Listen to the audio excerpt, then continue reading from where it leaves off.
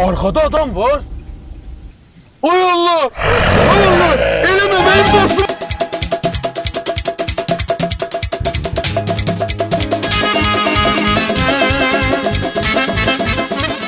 Sakın hele. Ayşe, burada niye oturupsan? Ne varsan burada? Sen korkmusan ki bura çöllü bir yabanlıqdır, seni it yer, canavar yer. Sen ne varsan burada? Bunları satıram. Bunları satsan? Ha. Ha, bunlar nədir ki? Taxtadır, nə bilim, qapaqdır, köhnə şeylər, nə bilim, sınıq kəlbətin. Ha, bunları səndən kim alar? Bura qorxulu yoldur. Bunlardan almazsan yolda başına təhlükəli işlər gələcək. Ha, sən deyəsən dəlixanadan qaçıbsan. Bunları səndən kim alar? Yəni bunları sən almazsan yolda başına hadisələr gələcək. Gecə yarı burada cinlər, şeytanlar insanları qorxuzur. Nə varır?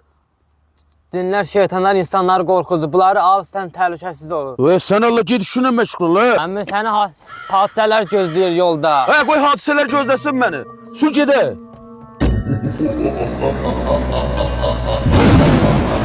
Əmi bunları al. Çox baha 4 dolardır. Yolda sizi təhlükə gözləyir. Qoyub ora 2-3 dənə taxtanı deyir. Bunu almazsan qabağa o cin çıxacaq. Dəlidir o. Onun başı xarabdır.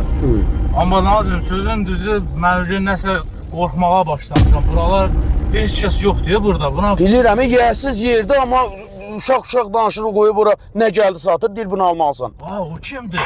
O kimdir? Sən görsən onu? Mən də görürəm. Bu adamdır yoxsa cindir? Ha, deyəsən cinə oxşayır. Dayan. Deyəsən cinə oxşayır. Gəl baxaq. Nazim gəl də görək o adam. Ay, mən qorxdum. Deyəsən o kim idisə, sehirbaz zatdır.